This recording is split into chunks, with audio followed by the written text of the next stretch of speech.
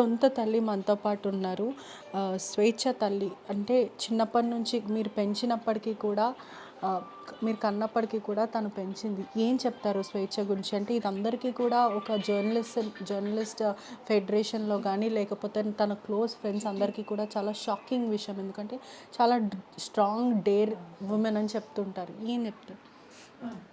Strong dare women అండి తను. చిన్నగా పసిపిల్ల అప్పటి నుంచే తను మేము 4 మంత్స్ నుంచి మేము ఉద్యమాలలో ఇద్దరం ఉండేవాళ్ళం. మా కోడలు పసిపిల్ల నుంచి ఆమెనే చూసుకున్నది. తను స్కూల్లో ఉన్నప్పటి నుంచి కూడా అన్ని పుస్తకాలు చదివేదండి. విపరీతమైన అధ్యయనము చిన్నప్పటి నుంచి. మాలపల్లి నవల ఎంతలా ఉంటుంది, మాలపల్లి అమ్మ నవల అట్లా 7th క్లాసులోనే ఎన్ని పుస్తకాలు చదివింది తను. చాలా తను జ్ఞానము తనకి. మళ్ళీ రచయిత. ఒక సమస్య ఎవరన్నా ఇట్లా చిన్నప్పుడు అక్కడ నకరికల్లో స్కూల్లో ఉన్నప్పుడు కూడా ఆమె క్లాస్మేట్ వాళ్ళ అమ్మ సమస్య ఏదో వస్తే తను ఒక స్టోరీ రాసి పెట్టింది. స్టోరీ రాసి పెట్టి ఒక పత్రికకు పంపిస్తే ఇది పిల్ల రాసినట్టు లేదు, పెద్దవాళ్ళు మెచ్యూర్డ్ రాసినట్టున్నదని వేసుకోలేరు. అంత మెచ్యూర్డ్ రైటర్ తను. ప్రతి సమస్యను చాలా డీప్గా ఆలోచిస్తుందండి. చాలా డీప్గా ఆలోచిస్తుంది. కౌన్సిలర్ తను. ఎంతమంది సమస్యలు వచ్చి మాట్లాడుతుంటే అక్క ఇట్లయితే ఏం చేయాలంటే కౌన్సిలర్ చాలామందికి కౌన్సిలింగ్ ఇస్తుంది. విషయం చాలామంది కూడా చెప్పారు. జీవితం గొప్పతనం గురించి మాట్లాడుతుంది. అనేక మంది సమస్యలు ఉన్నప్పుడు కూడా మీరు ఇలా ఉండకూడదు, అధైర్యపడకూడదు, ధైర్యంగా ఉండాలని మాట్లాడే వ్యక్తే ఇప్పుడు బలవన్మరణానికి పాల్పడిందంటే షాకింగ్ అనిపిస్తుంది. తాత్వికంగా ఆలోచిస్తుందండి. అసలు ఎన్ని అధ్యయనం చేసిందంటే పుస్తకాలు, నేను కూడా అన్ని పుస్తకాలు చదవలేదు కావచ్చు, చాలా చాలా అధ్యయనం చేసి తను మళ్ళీ వాటిని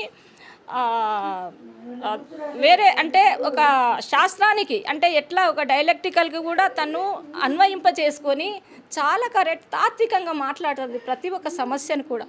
తను ఎన్ని సామాజిక సమస్యల మీద చాలా రచనలు, 100 కవితలు ఉన్నాయి, వ్యాసాలు కూడా రాసింది. నా తెలంగాణ అంటే ఒక మ్యాగజైన్. తెలంగాణ ఉద్యమంలో తను మొత్తం విద్యార్థులతోని తను మొత్తం ఉద్యమంలో పాల్గొన్నది.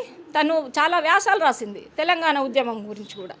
ఉద్యమం పోరాటం చేసి చనిపోయినటువంటి అమరవీరుల మీద కూడా తను పెద్ద కవితలు రాసింది, వ్యాసం రాసింది. ఎట్లా మ్యాటర్ అంటే చాలా తడి ఆర్ద్రతతోని తన రచనలు ఉంటాయి. చాలా పోరాటానికి ఉత్తేజం చేసేలాగా తన రచనలు. నాకే చాలా ఈ బిడ్డను నాకు చాలా గర్వంగా అనిపించేది తన రచనలు చదివితే. మట్టి పూల గాలి అని చాలా అముదితమైనటువంటి రచనలు 100 ఉన్నాయి. రాసేస్తుంది, మాట్లాడేస్తుంది.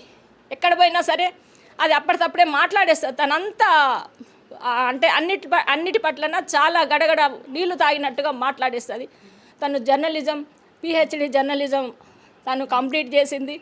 అట్లా తన కోసం అసలు ఏది తనొక పోరాట యోధురాల్లాగా, ఒక రెబల్లాగా, ఒక తిరుగుబాటు చేసే అంటే అమ్మో ఈమెన మనము అని ఇట్లా భయపడి దూరం ఉండేటంత క్యారెక్టర్ ఆమెది. అలాంటి ఆమెను ఎన్ని మోసపు మాటలు, ఎన్ని భ్రమలు కలిగించేటటువంటి ఏ మాటలు అంటే ఎవరిని ఎట్లా బోల్తా కొట్టాలి అనేటటువంటి చాలా కొంతమంది మోసగాళ్ళు అలా ఉంటారు.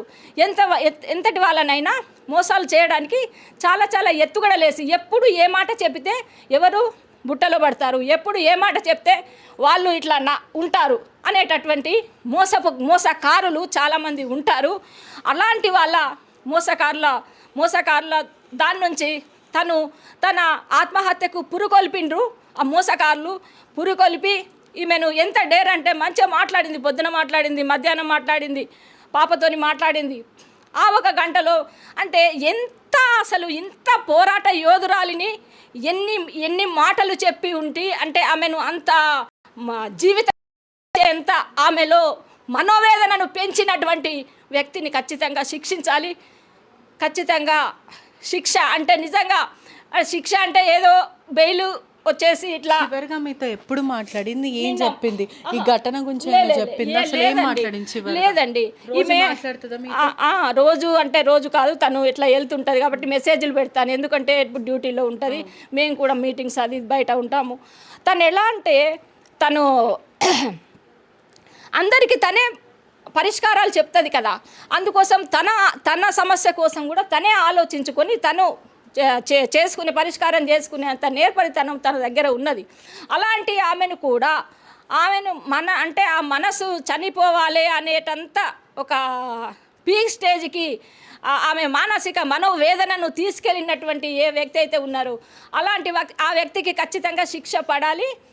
అలాంటి వ్యక్తి ఇంకా ఏ మహిళల్ని కూడా అలా చేయకుండా ఖచ్చితంగా బుద్ధి చెప్పాలి అని చెప్పేసి మేము కోరుకుంటున్నాం. చివరిగా ఏం చెప్పింది మీకు? లాస్ట్ మాట ఏం చెప్పింది? మేము మా ఇంట్లో గ్యాస్ ఒకటి మంట అయింది.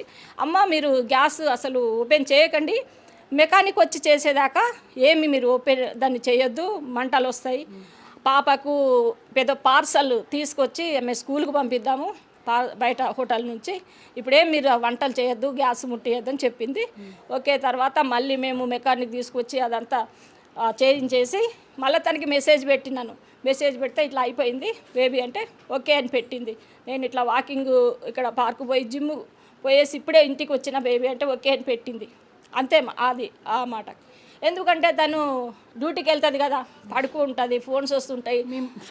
హెచ్ఓడి వేసారు టీ న్యూస్లో, హెడ్ ఆఫ్ ది డిపార్ట్మెంట్, అందరికీ షిఫ్ట్లు వేయాలి. అసలే టైం ఉంటలేదమ్మా, ఒక 2 గంటలు కూడా పడుకోవడానికి ఉంటలేదు. అందరికీ షిఫ్ట్లు వేయడము ఇదంతా అదనపు బాధ్యత నాకే ఉంది, చాలా నేను అలసిపోతున్నానని చెప్పింది. ముఖ్య డిమాండ్స్ ఏంటమ్మా? ఆమె ఆత్మహత్యకు కారణమైనటువంటి వ్యక్తిని కఠినంగా శిక్షించాలనేది.